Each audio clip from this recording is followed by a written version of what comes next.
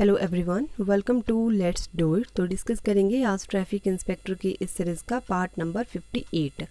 तो अगर अभी तक आपने इसके पार्ट 57 नहीं देखे हैं तो डिस्क्रिप्शन बॉक्स में उसका लिंक दिया हुआ है, आप वहां से जाकर के चेकआउट कर सकते हैं। देखिए, बात करें अगर इस ट्रैफिक इंस्पेक्टर की सीरीज़ की, तो यहाँ पर हम HPSSC के जितने भी प्रीवियस ईयर के क्वेश्चन पेपर हैं उन्हें हम यहाँ पर डिस्कस कर रहे हैं। तो अगर आप HPSSC के रिगार्डिंग किसी भी एग्ज़ाम की प्रेपरेशन कर रहे हैं तो उसमें ये सीरीज़ आपके लिए काफ़ी ज़्यादा हेल्पफुल साबित हो जाएगी। तो देखिए, आज जो है हम यहाँ पर जो है 32 क्वेश्चन डिस्कस करेंगे। तो आपको क्या करना है, आपको साथ साथ में खुद को चेक भी करते रहना है कि आपके 32 में से जो है वो कितने क्वेश्चन सही हो रहे हैं। एंड आपको वीडियो के लास्ट में कमेंट बॉक्स में ज़रूर बताना है कि आपके 32 में से कितने क्वेश्चन सही हुए हैं। चलिए स्टार्ट करते हैं। सो क्वेश्चन हमारे पास है, निम्नलिखित में से किस स्थान पर हड़प्पा पूर्व बस्ती नहीं पाई गई है? तो देखिए, ये है धौलावीरा। सो ऑप्शन इसका ए यहाँ पर राइट आंसर है। देखिए, धौलावीरा की अगर हम बात करें तो ये गुजरात के कच्छ में पड़ता है और धौलावीरा जो था एक सुव्यवस्थित नगर था और ये 3 खंड में विभाजित था। कालीबंगा की अगर हम बात करें तो कालीबंगा जो है यहाँ से काली रंग की चूड़ियाँ मिली हैं, जुते हुए खेत के साक्ष्य यहाँ से मिले हैं और अग्निकुंड के प्रमाण जो है ये मिले हैं कालीबंगा से और युगल सावधान जो है ये भी मिला है कालीबंगा से। तो देखिए 121 क्वेश्चन जो है इसका राइट आंसर है ऑप्शन ए। नेक्स्ट क्वेश्चन है, प्राचीन भारत में निम्नलिखित में से कौन सी लिपि दाएं से बाएं लिखी जाती थी? तो देखिए, ये थी खरोष्टी लिपि। सो ऑप्शन इसका डी यहाँ पर राइट आंसर है। नेक्स्ट क्वेश्चन है, किस धर्म से कैवल्य जुड़ा हुआ है? तो देखिए, कैवल्य जो है ये जुड़ा हुआ है जैन धर्म से। ऑप्शन यहाँ पर बी इसका राइट आंसर है। देखिए, जैन धर्म की अगर हम बात करें कि जैन धर्म के 24वें तीर्थंकर कौन थे, तो वो थे स्वामी महावीर। देखिए, स्वामी महावीर जो थे इनके स्वामी महावीर का जन्म जो था ये हुआ था 540 ईसा पूर्व में कुंडल ग्राम वैशाली में स्वामी महावीर का जन्म हुआ था। इनके पिता का नाम था सिद्धार्थ और इनकी माता का नाम था त्रिशला और इनकी जो पत्नी थी, स्वामी महावीर की पत्नी का नाम था यशोदा और स्वामी महावीर की पुत्री का नाम था अन्नोजा प्रियदर्शनी और स्वामी महावीर के बचपन का नाम जो था वो था वर्धमान। स्वामी महावीर जो थे इन्होंने 30 वर्ष की अवस्था में जो था घर छोड़ दिया था, अपने भाई नंदीवर्धन से जो था आज्ञा प्राप्त करके 30 वर्ष की अवस्था में इन्होंने घर छोड़ दिया था और 12 वर्षों की कठिन तपस्या के बाद जो था इन्हें ज्ञान की प्राप्ति हुई थी।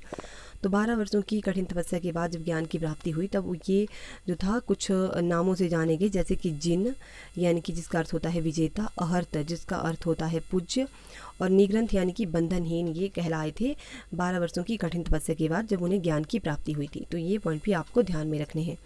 नेक्स्ट क्वेश्चन है, गुप्त काल के दौरान निम्नलिखित में से किस बंदरगाह से उत्तर भारत का व्यापार होता था?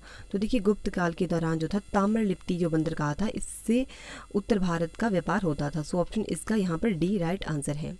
देखिए, गुप्त वंश की अगर हम बात करें तो गुप्त का वंश जो था इसकी स्थापना जो थी वो की थी श्रीगुप्त ने। श्रीगुप्त जो था गुप्त वंश का संस्थापक था और गुप्त वंश का अंतिम शासक जो था वो था विष्णुगुप्त।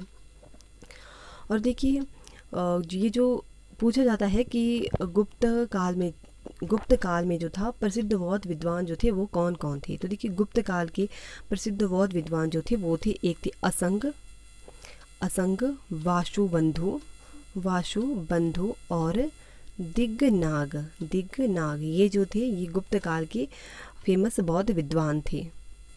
और देखिए, क्वेश्चन पूछा जाता है कि गुप्त वंश जो था ये किस लिए फेमस था? तो देखिए, गुप्त वंश जो था कला और स्थापत्य कला के लिए फेमस था, स्थापत्य कला के लिए। तो ये पॉइंट भी आपको ध्यान में रखना है। और गुप्तों की जो राजकीय भाषा थी वो थी संस्कृत और गुप्त पीरियड में चांदी के सिक्के जो थे वो कहलाते थे रुपया का नाम से। तो ये पॉइंट भी आपको ध्यान में रखने हैं। नेक्स्ट क्वेश्चन है, सोमनाथ मंदिर किस देवता को समर्पित था जिसे महमूद गजनी ने नष्ट कर दिया था? तो देखिए, सोमनाथ टेम्पल जो था ये भगवान शिव को समर्पित था। तो ऑप्शन इसका डी यहाँ पर राइट आंसर है।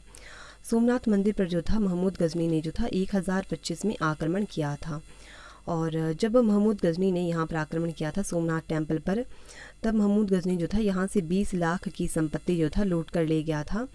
और ये जो महमूद गजनी है इसने महमूद गजनी का अंतिम भारतीय आक्रमण जो था 1027 में जो था जाटों के विरुद्ध था। और ये जो महमूद गजनी है इसने सुल्तान की उपाधि धारण करने वाला प्रथम शासक जो था वो था महमूद गजनी। तो ये पॉइंट भी आपको ध्यान में रखने हैं।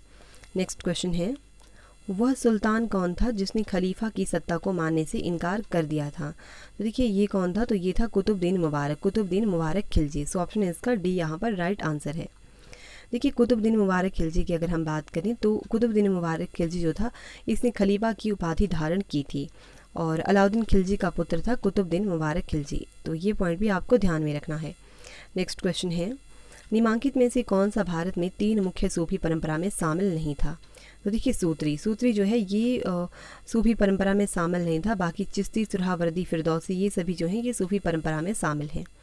देखिए चिश्ती सिलसिले की अगर हम बात करें तो चिश्ती सिलसिले की भारत में स्थापना जो थी ख्वाजा मोइनुद्दीन चिश्ती ने की थी और इन्होंने मुख्य केंद्र जो था ये बनाया था अजमेर को।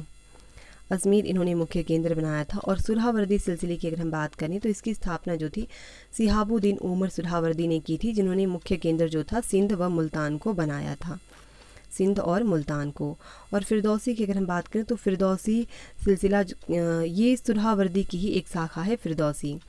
और फिरदौसी सिलसिला जो था इसको लोकप्रिय बनाया था शरीफुद्दीन याहा ने और इसका मुख्य केंद्र जो था ये था बिहार। तो ये पॉइंट भी आपको ध्यान में रखना है। नेक्स्ट क्वेश्चन है, गदर पार्टी किसने बनाई थी? तो देखिए गदर पार्टी जो थी ये किसने बनाई थी? ये बनाई थी लाला हरदयाल ने। लाला हरदयाल जो था इन्होंने 1913 में जो था गदर पार्टी की स्थापना की थी। सो ऑप्शन डी यहाँ पर राइट आंसर है। देखिए ऑप्शन ए वी.डी. सावरकर की अगर हम बात करें तो वी.डी. सावरकर ने यानी कि विनायक दामोदर सावरकर जो थे इन्होंने 1904 में अभिनव भारत संस्था की स्थापना की थी। और ऑप्शन बी की अगर हम बात करें रास बिहारी बोस की तो 1942 में जो था रास बिहारी बोस ने जो था आज़ाद हिंद फौज की स्थापना की थी। तो ये पॉइंट भी आपको ध्यान में रखने हैं। नेक्स्ट क्वेश्चन है, निम्नलिखित में से कौन सा बाल्टिक राज्य नहीं है? तो पूछा गया है कि बाल्टिक राज्य कौन सा नहीं है। तो देखिए बाल्टिक राज्य कौन कौन से हैं? तो बाल्टिक राज्य हैं एस्टोनिया, लटाविया और लिथुआनिया। ये जो हैं ये हैं बाल्टिक राज्य। तो नहीं पूछा है तो ऑप्शन यहाँ पर ए इसका राइट आंसर हो जाएगा, Belarus. Option A right answer है। नेक्स्ट क्वेश्चन है, प्राकृतिक वनस्पति के लिए निम्नलिखित में से कौन सा शब्द साइबेरिया से संबद्ध है? देखिए साइबेरिया से कौन सा संबंध है? तो वो है सिलवास। ऑप्शन यहाँ पर इसका ए जो है यह राइट आंसर है। देखिए पंपास की अगर हम बात करें तो पंपास घास के मैदान जो हैं ये मिलते हैं अर्जेंटीना में और सवाना घास के मैदान जो है ये देखने को मिलते हैं अफ्रीका में। नेक्स्ट क्वेश्चन है, निम्नलिखित में से किस देश की तट रेखा अरब सागर से नहीं लगती है? तो देखिए पाकिस्तान हो गया, इसकी तट रेखा अरब सागर से लगती है। भारत की तट रेखा भी अरब सागर से लगती है। बांग्लादेश जो है इसकी तट रेखा लगती है बंगाल की खाड़ी के साथ और यमन की तट रेखा जो है ये लगती है अरब सागर के साथ। तो ऑप्शन यहाँ पर इसका सी राइट आंसर हो जाएगा, बांग्लादेश। नेक्स्ट क्वेश्चन है, निम्नलिखित में से कौन सी भाषा विश्व में सबसे अधिक बोली जाती है? तो देखिए ये वाला क्वेश्चन जो है इसका आंसर जो है आप मुझे बताएंगे कमेंट सेक्शन में एंड इस वीडियो का आंसर जो है मैं आपको बताऊंगी नेक्स्ट वीडियो में। नेक्स्ट क्वेश्चन है, निम्नलिखित में से कौन सा शहर सूदूर पूर्व में स्थित है? तो देखिए सूदूर पूर्व में स्थित है जमशेदपुर। ऑप्शन यहाँ पर बी इसका राइट आंसर है। नेक्स्ट क्वेश्चन है, निचली पहाड़ियों का वेलिकोंडा समूह किसका संरचनात्मक भाग है?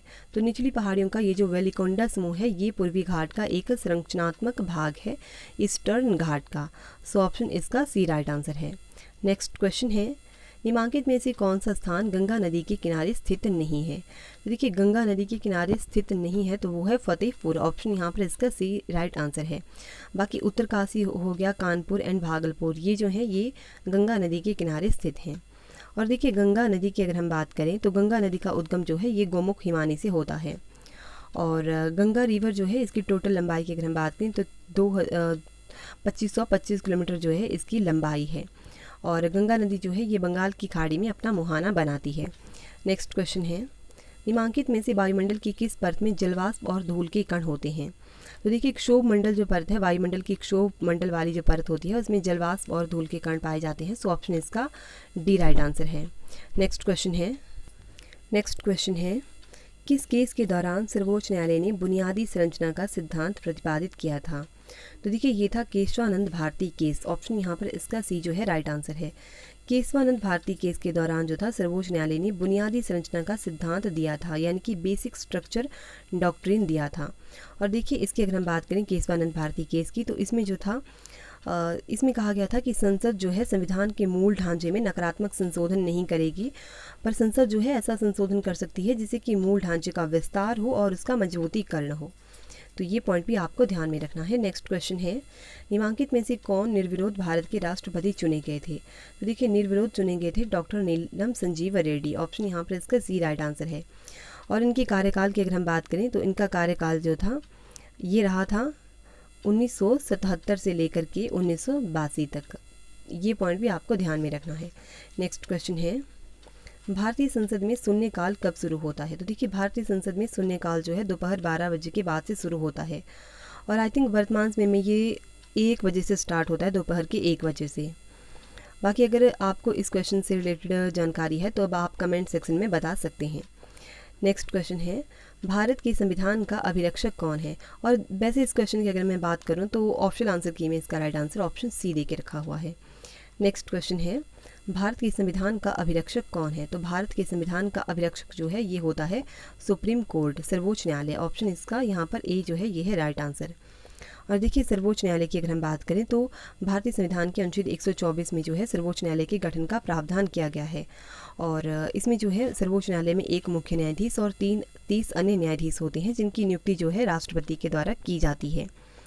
नेक्स्ट क्वेश्चन है, पावर्टी इन प्लेंटी की परिघटना किससे संबंध है? तो पावर्टी इन प्लेंटी की परिघटना जो है ये बैंकिंग सर्विस से रिलेटेड है, संबंधित है। ऑप्शन इसका ए राइट आंसर है, बैंकिंग सेवा। नेक्स्ट क्वेश्चन है, देखिए 142 क्वेश्चन जो है ये एक ऐसा क्वेश्चन है जिसे HPSSC जो है पता नहीं कितनी बार इसे रिपीट करता है, तो ये मोस्ट इंपॉर्टेंट क्वेश्चन है। तो क्वेश्चन है कि भारत ने किस वर्ष मुद्रा की दशमलव प्रणाली को अपनाया था? तो भारत ने मुद्रा की दशमलव प्रणाली को अपनाया था 1957 में। ऑप्शन इसका सी राइट आंसर है। नेक्स्ट क्वेश्चन है, बैंकिंग लोकपाल को कौन नियुक्त करता है? तो बैंकिंग लोकपाल जो होता है इसे नियुक्त करता है RBI। ऑप्शन इसका बी राइट आंसर है, reserve bank of India. Next question है, अतिरिक्त राजस्व प्राप्त करने के लिए लगाया गया अस्थायी कर कहलाता है? तो अतिरिक्त राजस्व प्राप्त करने के लिए लगाया गया जो अस्थायी कर होता है ये कहलाता है अधिभार। ऑप्शन डी राइट आंसर है। नेक्स्ट क्वेश्चन है, भारत में औद्योगिक वित्त का शीर्ष संगठन कौन सा है? तो भारत में औद्योगिक वित्त जो है उसका शीर्ष संगठन है IDBI। ऑप्शन इसका ए राइट आंसर है। और IDBI की अगर हम फुल फॉर्म की बात करें तो इसकी फुल फॉर्म होती है industrial development bank of India और इसकी स्थापना जो थी IDBI की हुई थी 1964 में। नेक्स्ट क्वेश्चन है, निम्नलिखित में से कौन सा देश आसियान का सदस्य नहीं है? तो देखिए भारत जो है ये आसियान का सदस्य नहीं है। ऑप्शन यहाँ पर डी इसका राइट आंसर है। और देखिए आसियान की अगर हम बात करें, आसियान की फुल फॉर्म क्या है? तो आसियान की फुल फॉर्म है association of south east Asian nation और आसियान में जो है 10 मेंबर कंट्रीज़ जो हैं इसकी सदस्य हैं और आसियान जो है इसका हेडक्वार्टर है जकार्ता इंडोनेशिया में इसका हेडक्वार्टर है। और आसियान की स्थापना जो थी ये हुई थी 8 अगस्त 1967 को। तो आसियान इसकी स्थापना जो थी कब हुई थी? 8 अगस्त 1967 को इसकी स्थापना हुई थी और इसमें 10 मेंबर कंट्रीज़ हैं और इसका हेडक्वार्टर है इंडोनेशिया जकार्ता में। नेक्स्ट क्वेश्चन है, निम्नलिखित में से कौन सी अभिक्रिया सूर्य से ऊर्जा विकिरण का मुख्य कारण है? तो ये होती है संलयन अभिक्रिया। ऑप्शन इसका ए यहाँ पर राइट आंसर है। नेक्स्ट क्वेश्चन है, निम्नलिखित में से सबसे मुलायम कौन है? तो देखिए सबसे मुलायम कौन है तो वो है सोडियम। ऑप्शन इसका ए यहाँ पर राइट आंसर है। नेक्स्ट क्वेश्चन है, निम्नलिखित में से कौन सा तत्व सभी कार्बनिक यौगिकों में पाया जाता है? तो देखिए सभी कार्बनिक यौगिकों में जो होता है ये पाया जाता है कार्बन। ऑप्शन इसका डी जो है ये राइट आंसर हो जाएगा। नेक्स्ट क्वेश्चन है, निम्नलिखित में से किस गैस का उपयोग सिगरेट लाइटरों में किया जाता है? तो सिगरेट के जो लाइटर होते हैं उनमें किस गैस का उपयोग किया जाता है? तो उसमें किया जाता है यूज़ ब्यूटेन का। ऑप्शन इसका यहाँ पर ए राइट आंसर है।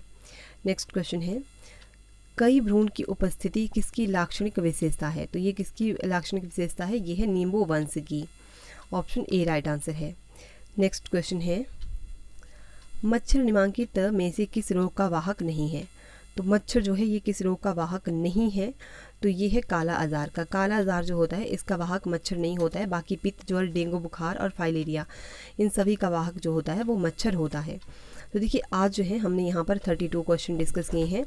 तो अब आपको कमेंट सेक्शन में बताना है कि आपकी 32 में से जो है कितने क्वेश्चन सही हुए हैं। एंड अगर आपको वीडियो अच्छी लगी है तब आप वीडियो को लाइक कर सकते हैं, और अगर आप इसी तरह की और वीडियोस पाना चाहते हैं तब आप हमारे चैनल को सब्सक्राइब कर सकते हैं। एंड आप टेलीग्राम चैनल के साथ जुड़ना बिल्कुल भी मत भूलिए, वहाँ पर हम आपको जो है वीडियो की नोटिफिकेशन जो है वहाँ पर टाइम टू टाइम मिल जाएगी। तो चलिए मिलते हैं नेक्स्ट वीडियो में। धन्यवाद।